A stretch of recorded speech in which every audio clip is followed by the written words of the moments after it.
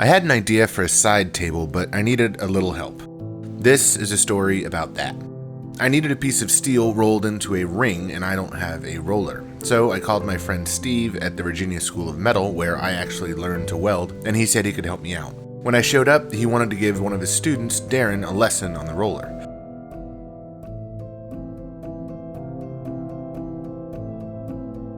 I had come fully expecting to get the piece rolled and be sent on my way, but Darren offered to TIG weld the seam together for me for practice, so of course I let him. And while Darren was welding that, Steve actually gave me a crash course in TIG, which is a really cool process, and now I want a TIG welder. I thanked Steve and Darren and headed back to my shop. Back at the shop, I pulled some funky spalted maple slabs off the pile. The idea was to create two half circles and oppose the live edges within the ring of steel. Certainly not an original idea, but I hadn't seen anyone do it captured within a steel ring. I drilled holes in a piece of scrap the radius of the inner diameter of the ring to give myself a makeshift trammel and laid out the rough shapes. The slabs were wider than my jointer, so I grabbed a planer sled and shimmed the piece to where there was no rock and sent it through my planer.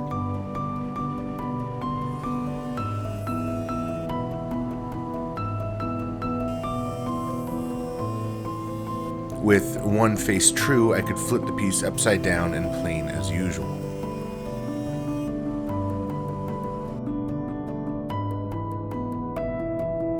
With the pieces cleaned up, and now that I could see the grain, I cut them in half and figured out how the edges looked best against each other. Then I called in the help of another friend, Larry, my new X-Carve from Inventables. With Inventables software easel, I laid out a perfect circle with that same interior diameter of the steel ring and set the cut path to cut on the outside of that circle. To mount the slabs to the spoil board, I used my favorite new technique of blue tape and CA glue. I use Starbond adhesives and love them, so much so that I'm actually an affiliate of theirs as well, and you can save 10% off Starbond using code WALKER10 at checkout.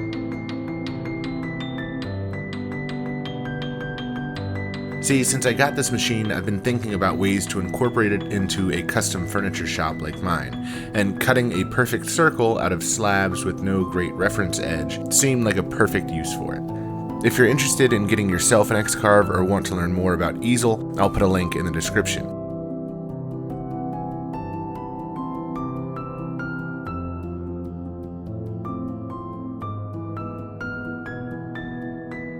With the slabs cut, it was time to see how Larry and I did. A perfect, snug fit. I should also mention I was fortunate enough to have the forethought to plane the slabs to be a 1/4 inch thinner than the ring was wide to fit some 1/4 inch supports underneath. I grabbed some steel stock and started fitting the pieces. I decided to give my evolution saw an opportunity to cut some steel. Then I'd head over to my belt grinder to shape the piece, and this really worked well. If you're just getting into metalwork, aside from a welder, an angle grinder is a really affordable and essential tool to cut, grind, sand, whatever metal. I'm using it here to cut the steeper angles. And after all the pieces were fit, I put a slight chamfer on the ends to lay a weld bead in at the belt grinder. Again, all of this could have been done with an angle grinder, albeit much noisier.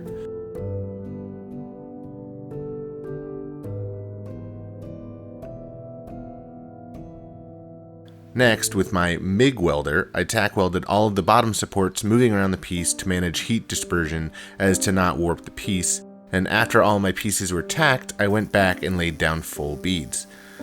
While I'm certainly not the best welder, I was pretty happy with how tidy my welds were.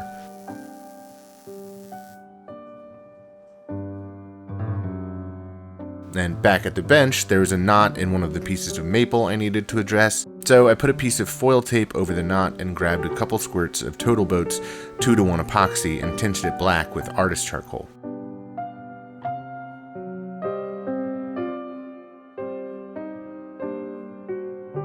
With the epoxy setting up, I started working on the base. I laid out good spots for 4 legs that wouldn't interfere with the gap in between the slabs because I thought aesthetically it would look better. Then I grinded my welds flat and got to cutting the stock for the legs. I had some 1.5-inch square tube in the metal pile outside, and to cut these pieces I used my horizontal bandsaw. I set the saw up to make 45-degree miters and got to cutting. The metal bandsaw is also a great tool for cutting multiple pieces at once to ensure they are all the same. Back at the welding table, I chamfered all the corners and cleaned up some of the rust and mill scale to get a good weld.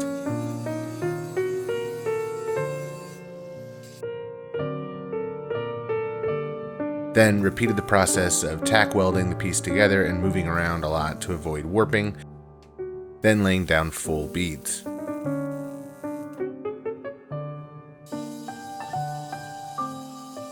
With my 4 legs welded together, I flipped it over and tacked on the top.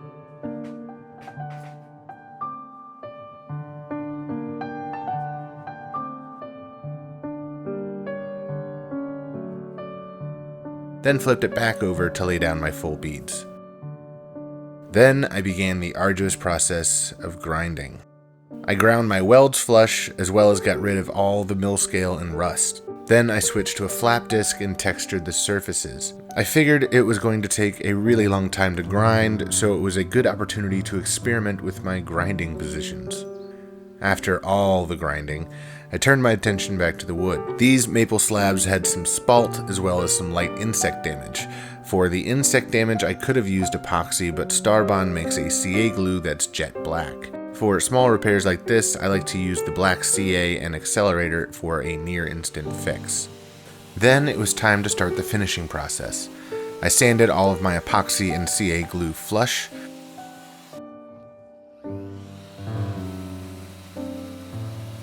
I cleaned up the bark edge on the slabs, then I sprayed a coat of polyurethane on the steel base.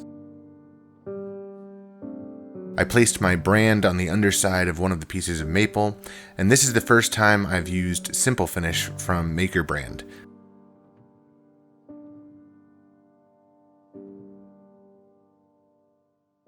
With everything just about done, I needed to make some mounting holes in the supports. I drilled some holes in the steel that would fit a number 8 cabinet screw, then on the underside I used a larger bit to make a countersink for those screws.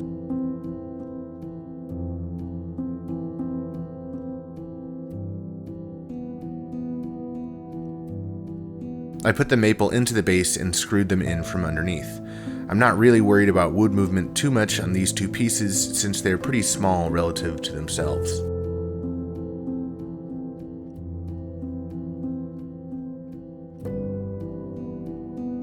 I really like how this piece came out. It was my contemporary take on a popular idea. The industrial metal base paired with the neglected maple, I think, embodies the ideal of Wabi-Sabi, which philosophically I am drawn to in life and in furniture as an aesthetic. The embracing of beauty that is imperfect, impermanent, and incomplete. It's hard to describe Wabi-Sabi in Western terms, so I'll leave a link to a great video trying to explain it.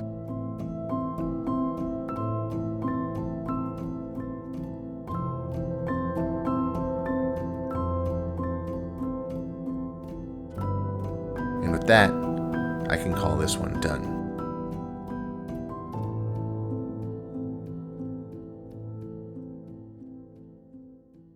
Alright guys, that's it for this one. I really like how this turned out. I want to say a huge thank you to Inventables for supporting the channel, and I also wanted to throw out some discount codes for you guys and some affiliate links. So I'm affiliated with Starbond Adhesives, Total Boat, Artlist for my music, and Grizzly, obviously. So Starbond Adhesives, you can use code Walker10 to save 10% off of anything of their adhesives, and they're really, really super awesome. They're a superior CA glue. TotalBoat.com, you can use code WMWalker to save 20% off of anything from TotalBoat.com or Jamestown Distributors.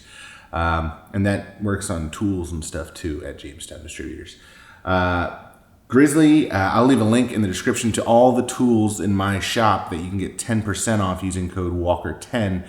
And we do it that way. It's not just an across the board discount, because I actually wanted to get all the tools in my shop and vet them and know what I'm telling you guys about. So any tool in my shop that is Grizzly, you can save 10% off of that. And I get all of my music from artlist.io, and they are an affiliate. I'll put an affiliate link below. If you like this one, guys, let me know in the comments section. If you're not already subscribed, be sure to go ahead and do that. Go ahead and ding that bell if you want to get notified, and maybe share this video with a friend if you thought it was kind of cool. So until next time, guys, I'm Will Walker. This is the William Walker Company Project channel. I'll see you guys real soon. Thanks for watching.